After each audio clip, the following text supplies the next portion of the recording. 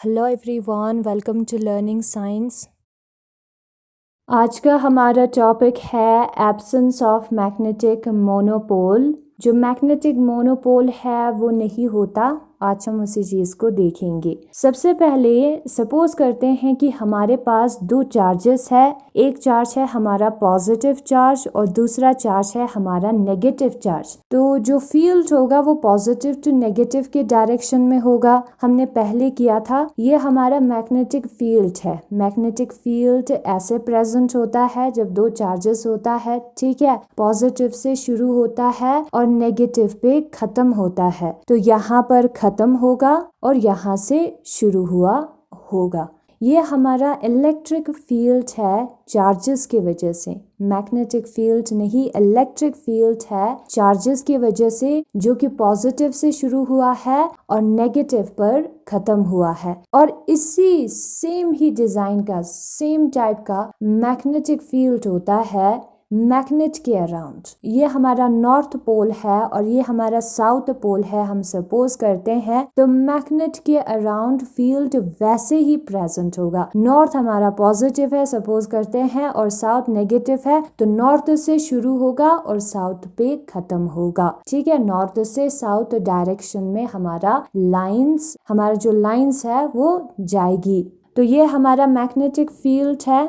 इससे हम फिर कंक्लूड कर सकते हैं, हम कंक्लूजन पे आ सकते हैं कि इन दोनों का सोर्सेस सेम होगा। फिर यहाँ पर पॉजिटिव से शुरू हो रहा है, नेगेटिव पे खत्म हो रहा है मैग्नेटिक इलेक्ट्रिक फील्ड। तो मैग्नेटिक फील्ड भी नॉर्थ से शुरू हो रहा है, साउथ से खत्म हो रहा है, यानी कि दोनों एक ही चीज से बाहर आ रहे होंगे। दोनों का जो सोर्सेस है वो एक ही जैसा होना चाहिए। सोर्सेस जो है दोनों का, जिस जगह से वो आ रहे हैं, जहाँ पे खत्म हो रहा है, वो एक ही जैसा होना चाहिए। इससे तो हमें वैसा ही नजर आता है, लेकिन बट ऐसा नहीं होता है रियलिटी में। कुछ डिफरेंसेस है इलेक्ट्रिक फील्ड और मैग्नेटिक फील्ड में, इलेक्ट्रिक चार्ज और जो हमारे मैग्नेटिक पोल्स है उसमें। जो इलेक्ट्रिक चार्ज है पॉजिटिव चार्ज, उसको हम अलग रख सकते हैं, बिना नेगेटिव के रख सकते हैं। एक आइसोलेटेड पॉजिटिव चार्ज जो है वो एग्जिस्ट होता है। तो एक नॉर्थ पोल भी होना चाहिए जिसको हम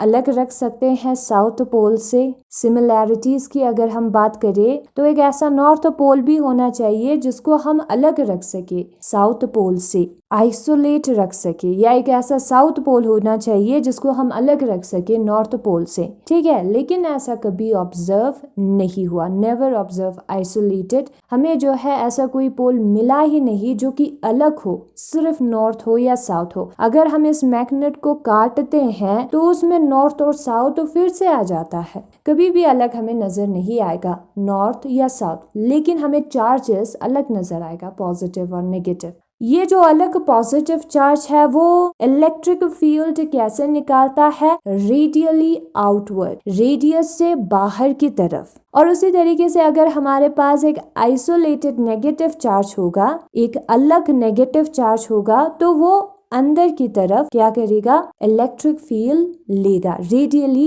इनवर्ड्स, ठीक है। जो इलेक्ट्रिक फील्ड है वो सारे रेडियस के थ्रू, यानी कि रेडियस से बाहर निकल रहे हैं पॉजिटिव चार्ज में, यहाँ पर रेडियस से अंदर, रेडियस की तरफ, सेंटर की तरफ जाएगा, ठीक है। रेडियस, इन सारों को हम रेडियस कहते हैं ना, इसलिए इसको कहते हैं रेडियली। अगर एक सर्कल ड्रॉ करेंगे तो ये सारे लाइंस जो है एक रेडियस है, ठीक है। तो ऐसा एक नॉर्थ पोल क्या होता है प्रेजेंट? नॉर्थ पोल कभी अलग प्रेजेंट नहीं होता है, तो रेडियली आउटवर्ड भी यहाँ पर मैग्नेटिक फील्ड नहीं निकलेगी, ठीक है, या इनवर्ट। तो ये केस हमें नजर नहीं आता है, ये केस भी। और जब हम एक पॉजिटिव चार्ज को इलेक्ट्रिक फील्ड में रखते हैं तो वो फोर्स एक्सपीरियंस करते हैं एक एक्सटर्नल इलेक्ट्रिक फील्ड में, ठीक है, एक दूसरे चार्ज की वजह से इलेक्ट्रिक फील्ड में। क्या ऐसा यहाँ मैग्नेटिक फील्ड के केस में होता है? सपोज करते हैं, ठीक, ये एरो सपोज है कि मैग्नेटिक फील्ड है, लेकिन मैग्नेटिक फील्ड ऐसे प्रेजेंट नहीं होता है, क्लोज होता है। अगर हम किसी मैग्नेटिक फील्ड में नॉर्थ पोल को रखेंगे तो उसको भी रिपल होना चाहिए, यानी कि उस पर भी फोर्स पड़नी चाहिए इस एक्सटर्नल मैग्नेटिक फील्ड की वजह से, लेकिन ऐसा भी कुछ ऑब्जर्व नहीं होता। और ये सारी चीजें नहीं होती है, इसका मतलब है कि कोई अलग नॉर्थ पोल या अलग साउथ पोल, जिसको हम कहेंगे मोनोपोल, क्योंकि एक ही पोल है, सिर्फ नॉर्थ है या साउथ है, वो एग्जिस्ट नहीं करता। सच बिहेवियर्स नेवर ऑब्जर्व। तो इससे हम कंक्लूजन पे आ सकते हैं कि जो मैग्नेटिक मोनोपोल है वो प्रेजेंट नहीं होता। सिर्फ एक नॉर्थ पोल या सिर्फ एक साउथ पोल कभी प्रेजेंट नहीं होता। अगर होता तो उसको जब हम एक्सटर्नल मैग्नेटिक फील्ड में रखते तो उस पर फोर्स पड़ता, रेडियली बाहर की तरफ उसके मैग्नेटिक फील्ड लाइंस होते हैं कि नहीं, तो ऐसा नहीं होता है। ठीक है, तो कंक्लूजन हमें यही मिला। कंक्लूड यहाँ पर किया है, isolated magnetic pole can not exist. अब जो हमारा गॉस थ्योरम है, उधर हमने गॉस डाइवर्जेंस थ्योरम अप्लाई किया और जो लास्ट पे आंसर आता है उसको मैं लिख रही हूँ यहाँ पर। जो डाइवर्जेंस होता है इलेक्ट्रिक फील्ड का वो रो अपॉन एप्सिलॉन नॉट के बराबर होता है, लेकिन जो मैग्नेटिक फील्ड का डाइवर्जेंस है वो 0 के बराबर होता है। इलेक्ट्रिक फील्ड के डाइवर्जेंस का कोई वैल्यू होता है, यानी कि इट हैज अ सोर्स और सिंक, इसका कोई सोर्स या सिंक होगा। डाइवर्जेंस का मतलब होता है सोर्स होना या सिंक होना, इसका वैल्यू है तो इसका कोई सोर्स या सिंक होगा। लेकिन मैग्नेटिक फील्ड के डाइवर्जेंस का कोई वैल्यू नहीं है, इसका मतलब है उसका कोई सोर्स नहीं होगा, उसका कोई सिंक नहीं होगा। ये जो पॉजिटिव चार्ज है वो बाहर की तरफ जा रहा है तो ये सोर्स बन गया, नेगेटिव चार्ज की तरफ सारे आ रहे हैं तो ये सिंक बन गया। हम देख सकते हैं क्लियरली फिगर में। तो इलेक्ट्रिक फील्ड में ऐसे सोर्स और सिंक होता है, मैग्नेटिक फील्ड में नहीं होता। ठीक है, यहाँ पर हम देख सकते हैं ये मैग्नेटिक फील्ड ऊपर यहाँ पर दिया कुछ ऐसा होता है, इसका सोर्स सिंक नहीं होता। Absence of magnetic monopole, the magnetic field outside a magnetized rod look like the electric field outside an electrically polarized rod. जो मैग्नेटिक फील्ड है वो मैग्नेटाइज रोड के बाहर जो हमें नजर आता है वो इलेक्ट्रिक फील्ड जो कि इलेक्ट्रिकली पोलराइज रोड है उसके बाहर जो नजर आता है वैसा ही होगा। ये है हमारा इलेक्ट्रिक फील्ड। ठीक है, वैसा ही मैग्नेटिक फील्ड होगा।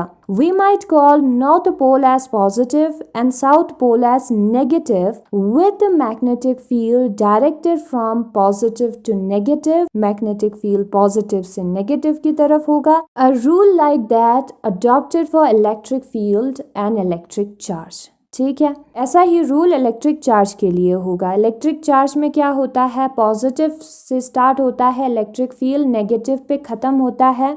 उसी तरीके से जो मैग्नेटिक फील्ड है वो नॉर्थ पोल से शुरू होगा और साउथ पे खत्म होगा। तो हम नॉर्थ पॉजिटिव है, साउथ नेगेटिव है कंसिडर कर सकते हैं। ठीक है, नॉर्थ पोल को हमने पॉजिटिव कंसिडर किया है, साउथ को नेगेटिव कंसिडर किया है, तो पॉजिटिव टू नेगेटिव जाएगा, यानी कि नॉर्थ टू साउथ जाएगा। वैसा इलेक्ट्रिक फील्ड के लिए भी होगा और इलेक्ट्रिक चार्ज के लिए पॉजिटिव से शुरू होगी, नेगेटिव पर खत्म होगा। So one can conclude that the source of electric and magnetic field should be similar. तो इससे तो हमें यही नजर आता है कि दोनों का जो सोर्सेस है जिससे बाहर निकल रहा है वो सिमिलर होगा। But in electric field, isolated positive and negative charge can exist. Electric field में लेकिन positive और negative charge होता है, where no one has ever observed isolated magnetic poles yet. लेकिन हमें एक अलग मैग्नेटिक पोल देखने को नहीं मिला। ये पॉजिटिव चार्ज है, यही सोर्स है, इससे बाहर निकलता है, और ये नेगेटिव चार्ज है, ये सिंक है, यहीं पर खत्म होता है। ठीक है, और ऐसे हमें नजर नहीं आए पोल, नॉर्थ या साउथ पोल ऐसे नजर नहीं आता है। ठीक है, if an isolated pole existed it would have produced magnetic field around it directed radially outward from it. Moreover if an isolated magnetic pole is placed in a uniform magnetic field it would experience a force just like a free electric charge in the external electric field. But such a behavior is never observed, so we can conclude that an isolated magnetic pole cannot exist at all. अगर एक isolated magnetic पोल होता तो उसको अगर हम किसी दूसरे magnet के फील्ड में रखते तो उस पर फोर्स एक्सपीरियंस होता, लेकिन ऐसा हमें नजर नहीं आया और रेडियली बाहर की तरफ भी नहीं निकल रहा था फील्ड्स। जो गॉस थ्योरम होता है इलेक्ट्रोस्टैटिक्स में, उसमें कहा जाता है कि जो टोटल इलेक्ट्रिक फ्लक्स है एक क्लोज सरफेस के थ्रू वो Q अपॉन एप्सिलॉन नॉट होता है, जहां पर Q जो है वो नेट चार्ज है जिसको इस क्लोज सरफेस ने इनक्लोज किया है। इलेक्ट्रिक फील्ड का सरफेस इंटीग्रल जो है वो Q अपॉन एप्सिलॉन नॉट के बराबर होगा। और जब हम इसी इक्वेशन पर गॉस डाइवर्जेंस थ्योरम यूज करते हैं तो हमें divergence of E row upon epsilon not मिलता है, जहां पर रो चार्ज डेंसिटी है सरफेस पर। उसी वे में अगर हम मैग्नेटिक फील्ड का फ्लक्स निकालेंगे तो 0 आता है, और इस इक्वेशन पे गॉस डाइवर्जेंस थ्योरम का यूज करेंगे। गॉस डाइवर्जेंस थ्योरम मतलब कि मैग्नेटिक फील्ड का जो सरफेस इंटीग्रेशन है उसके